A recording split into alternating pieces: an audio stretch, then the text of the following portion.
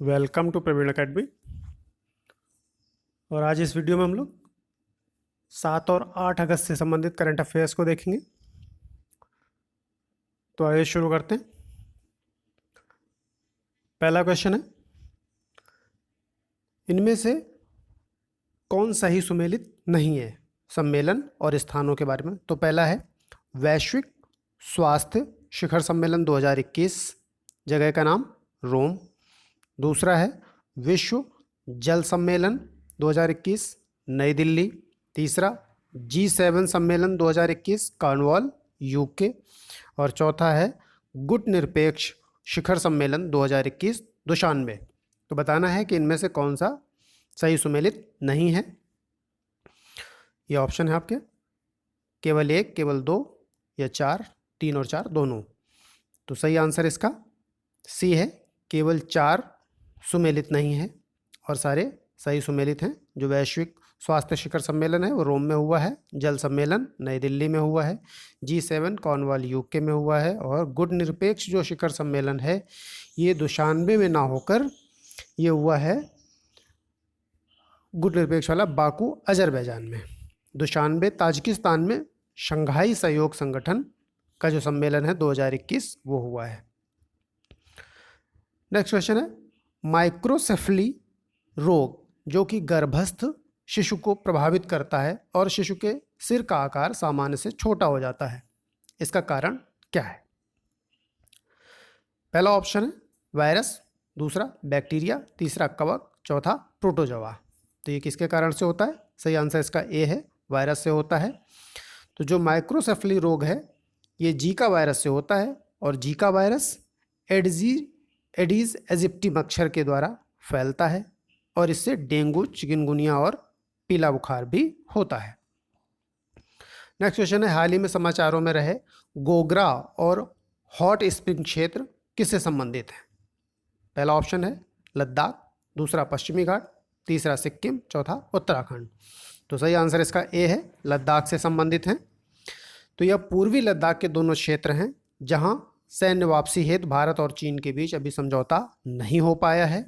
इसके अलावा यहाँ पे LAC की बात करें तो लाइन ऑफ एक्चुअल कंट्रोल है, ये चीन के साथ 1962 के युद्ध के बाद बनी सीमा है, और यह रेखा लद्दाख, हिमाचल प्रदेश, उत्तराखंड, सिक्किम और अरुणाचल प्रदेश तक विस्तृत है। इसके अलावा जो LAC है ये मैकमोहन रेखा के साथ संरेखित है। इसके अलावा यहाँ पे पैगोंग त्सो झील है, इस पर भी विवाद रहा। तो यहाँ पे 1/3 हिस्सा जो इसका है उस पर भारत का कब्जा है, और पैगोंग त्सो झील के 2/3 हिस्से पर चीन का कब्जा है। नेक्स्ट क्वेश्चन है, फूड फोर्टिफिकेशन के संदर्भ में निम्नलिखित में से कौन सा कथन सही है। पहला, फूड फोर्टिफिकेशन में चावल और खाद्य तेलों को विटामिन और खनिजों से पोषण युक्त बनाने के लिए कृत्रिम सूक्ष्म पोषक तत्वों को मिलाया जाता है। दूसरा है, विशेषज्ञों के अनुसार फूड फोर्टिफिकेशन से मानव स्वास्थ्य और आजीविका प्रभावित हो सकती है। इसके अलावा तीसरा है, आहार में विविधता फूड फोर्टिफिकेशन का विकल्प हो सकता है। तो बताना है कि इनमें से कौन से कथन सही हैं। आंसर इसका डी है, तीनों ही कथन सही हैं। तो फूड फोर्टिफिकेशन जो है अभी इसमें राइस के लिए मंजूरी दी गई है। तो फोर्टिफिकेशन ऑफ राइस तथा सार्वजनिक वितरण प्रणाली के जरिए इसके वितरण को मजबूत बनाने के लिए एक केंद्र प्रायोजित पायलट योजना लागू करने के लिए 15 राज्यों की पहचान की गई है, तथा यह पायलट योजना 2019-20 से आरंभ होकर 3 साल की अवधि के लिए मंजूर की गई है। नेक्स्ट क्वेश्चन है, हाल ही में पर्यावरण मंत्रालय द्वारा तेंदुआ, सहपरभक्षियों और शाकभक्षियों की स्थिति 2018 शीर्षक से जारी रिपोर्ट के संदर्भ में सही कथनों की पहचान करें। पहला है, 2014 से 18 के बीच तेंदुओं की संख्या में भारत में 63% की वृद्धि हुई है। दूसरा है, तेंदुओं की सर्वाधिक संख्या कर्नाटक में है। तो नीचे दिए कूट से सही उत्तर चुनिए। सही आंसर इसका ए है, क्योंकि दूसरा जो है तेंदुओं की सर्वाधिक संख्या कर्नाटक में ना होकर मध्य प्रदेश में है, तो गलत था दूसरा कथन। इसके बाद दूसरे नंबर पे कर्नाटक है और तीसरे पे महाराष्ट्र है। साथ ही भारतीय वन्य जीव संरक्षण अधिनियम 1972 की अनुसूची 1 में इसको सूचीबद्ध किया गया है तेंदुए को, और साइट्स के परिशिष्ट 1 में भी इसको शामिल किया गया है, तथा IUCN में ये वल्नरेबल की श्रेणी में लिस्टेड है। नेक्स्ट क्वेश्चन है, ई-रूपी के बारे में कौन से कथन सत्य है, ये बताना है। तो पहला है, यह व्यक्ति विशिष्ट और उद्देश्य विशिष्ट डिजिटल पेमेंट सॉल्यूशन है। दूसरा, यह डिजिटल भुगतान के लिए एक कैशलेस और संपर्क रहित कर माध्यम है, संपर्क रहित माध्यम है। तीसरा है, इसे national payment corporation of India NPCI ने विकसित किया है। तो बताना है कि इनमें से कौन से कथन सही हैं। आंसर इसका डी है, तीनों ही कथन सही हैं। तो यह कैसे कार्य करता है इसको भी देख लेते हैं। यह मूल रूप से एक प्रीपेड वाउचर है, जिसे मोबाइल नंबर और पहचान सत्यापित करने के बाद नागरिकों को जारी किया जा सकता है, और QR कोड या SMS स्ट्रिंग आधारित ई वाउचर के रूप में लाभार्थी के मोबाइल नंबर पर पहुंचाया जाएगा, और इसमें उपयोग करता है अपने सेवा प्रदाता के केंद्र पर कार्ड, डिजिटल भुगतान ऐप या इंटरनेट बैंकिंग एक्सेस के बिना ही वाउचर की राशि को प्राप्त कर सकता है। तो ये था ई-रूपी। नेक्स्ट है, हाल ही में अभ्यास टेलिस्मैन सेबर किन देशों के बीच संपन्न हुआ? टेलिस्मैन सेबर, पहला है ऑस्ट्रेलिया, दूसरा ऑस्ट्रेलिया और वियतनाम के साथ बीच में हुआ है, ऑस्ट्रेलिया और अमेरिका के बीच में, इंडिया अमेरिका, और डी है अमेरिका और इंडोनेशिया के बीच में संपन्न हुआ है। तो सही आंसर इसका बी है, ऑस्ट्रेलिया और अमेरिका के बीच में ये संपन्न हुआ है। तो इसमें ऑस्ट्रेलियाई रक्षा बल और अमेरिकी सेना के मध्य सबसे बड़ी संयुक्त प्रशिक्षण कार्रवाई थी। इसके अलावा इस अभ्यास में कनाडा, जापान, न्यूजीलैंड, दक्षिण कोरिया और UK ने भाग लिया। इस प्रकार 7 इसमें सदस्य थे जिन्होंने भाग लिया। इसके अलावा ऑस्ट्रेलिया भारत को 2023 में होने वाले टेलिस्मैन सेबर अभ्यास में शामिल करने का इच्छुक है। इसके लिए आमंत्रित करने की बात कही गई है भारत को।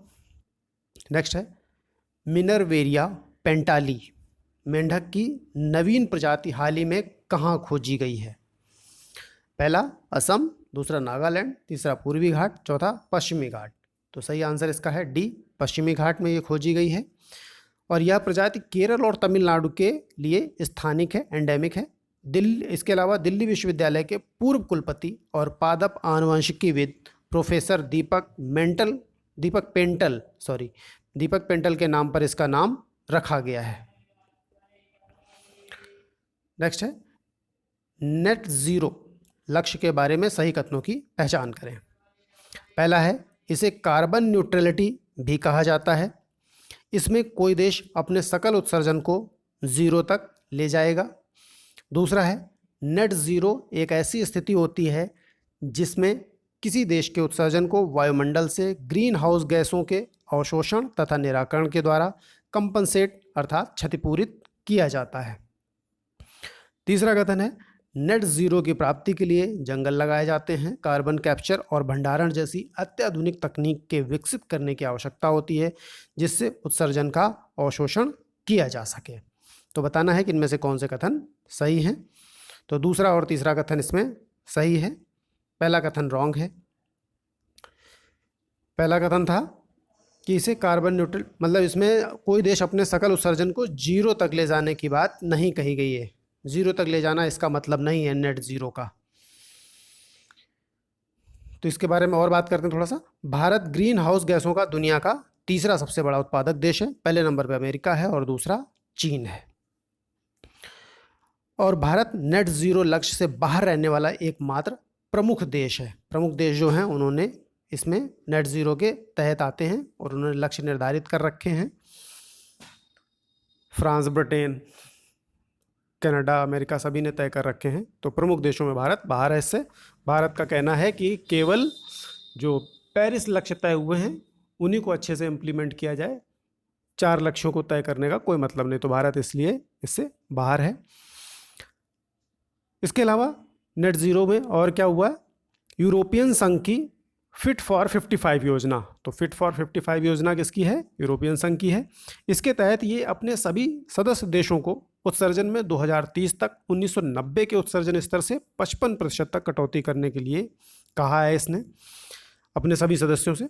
और जलवायु परिवर्तन पर अनविलिंग मतलब अनिच्छुक सहयोगी, तो जलवायु परिवर्तन पर जो अनिच्छुक सहयोगी हैं उनको एक साथ लाने और वर्ष 2050 तक देश में नेट जीरो कार्बन उत्सर्जन के लक्ष्य तक पहुंचाने के साथ वर्ष 2019 में वर्ल्ड वॉर ज़ीरो शुरू किया गया है। इसी के लिए नेट ज़ीरो को प्राप्त करने के लिए वर्ल्ड वॉर ज़ीरो शुरू किया गया है, ग्रीन हाउस गैसेस के एमिशन को कम करने के लिए। कुछ समय पूर्व ऑक्सफैम द्वारा टाइटनिंग द नेट शीर्षक से एक रिपोर्ट जारी की गई। इसमें कहा गया कि नेट ज़ीरो कार्बन लक्ष्य जलवायु परिवर्तन से निपटने हेतु अपर्याप्त हैं। बहुत सारे बिलियंस में पेड़ लगाने पड़ेंगे, उसके लिए बहुत सारी भूमि की आवश्यकता होगी। इस तरीके से जो जीविका है वो प्रभावित हो सकती है और खाद्यान्नों की कीमतें बहुत ज़्यादा बढ़ सकती हैं, ऐसा ऑक्सफैम रिपोर्ट में कहा गया है। जो ऑक्सफैम की नई रिपोर्ट आई कुछ समय पहले आई थी। नेक्स्ट है डीप ओशन मिशन के संदर्भ में सत्य कथनों की पहचान करें। पहला है यह मिशन गहरे समुद्र में खनन, समुद्री जलवायु परिवर्तन संबंधी सलाहकारी सेवाओं, अंतर्जलीय वाहनों संबंधी प्रौद्योगिकियों पर केंद्रित होगा। दूसरा, इस अभियान के लिए पृथ्वी विज्ञान मंत्रालय नोडल मंत्रालय होगा। तो नीचे कूट के आधार पर सही उत्तर का चुनाव करना है। कौन सा आंसर इसका सही है? सी है, दोनों ही कथन सही हैं। इसके अलावा जो गहरे समुद्र में जैव संसाधन हैं उनकी खोज और संरक्षण के लिए तकनीकी नवाचार तथा महासागर से ऊर्जा और मीठा पानी तैयार करना पीने योग्य, महासागर थर्मल ऊर्जा का रूपांतरण करना, विलवणीकरण संयंत्र लगाना, ये सारे कार्य इसके तहत आएंगे। और यह मिशन भारत के विशाल जो विशेष आर्थिक क्षेत्र है, इसके अलावा महासागर में अन्वेषण करने संबंधी प्रयास हैं उनको बढ़ावा देगा। और हिंद महासागर बेसिन में लोहा, मैंगनीज, निकल और कोबाल्ट जैसी धातुओं के काफ़ी भंडार हैं, तो भारत को काफ़ी इससे लाभ हो सकता है।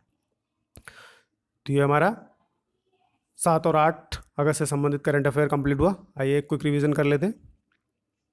पहला क्वेश्चन हमारा था कि सम्मेलन और स्थान कौन सा है, सम्मेलन और उसके स्थान से सुमेलित नहीं है। तो वैश्विक जो स्वास्थ्य शिखर सम्मेलन था 2021, ये रोम में हुआ है, सही सुमेलित था। विश्व जल सम्मेलन नई दिल्ली में हुआ है 2021, ये भी सही था। और G7 सम्मेलन कॉर्नवॉल यूके में हुआ, ये भी सही था। और गुट निरपेक्ष जो शिखर सम्मेलन है ये दुशानबे में ना होकर अजरबैजान के बाकू में हुआ है, तो ये गलत था। इसके अलावा जो दुशानबे में सम्मेलन हुआ है वो SCO की बैठक हुई थी, शंघाई सहयोग संगठन की। नेक्स्ट है माइक्रोसेफेली रोग की बात की थी जो गर्भस्थ शिशु को प्रभावित करता है। इसमें बच्चे का सिर का आकार सामान्य से छोटा हो जाता है, तो इसका कारण जीका वायरस है। जीका वायरस से डेंगू, चिकनगुनिया और येलो फीवर भी होता है। इसके अलावा गोगरा और हॉट स्प्रिंग क्षेत्र जो है अभी न्यूज़ में रहे हैं, वो किससे संबंधित थे? तो लद्दाख से संबंधित थे। इन पर भारत और चीन के बीच सेनाएं हटाने के बारे में सहमति नहीं बन पाई है। साथ ही LAC की बात की थी इसमें, तो लाइन ऑफ एक्चुअल कंट्रोल है जो कि वो चीन के साथ 1962 के युद्ध के बाद बनी सीमा है। और यह रेखा लद्दाख, हिमाचल प्रदेश, उत्तराखंड, सिक्किम और सिक्किम तक विस्तृत है।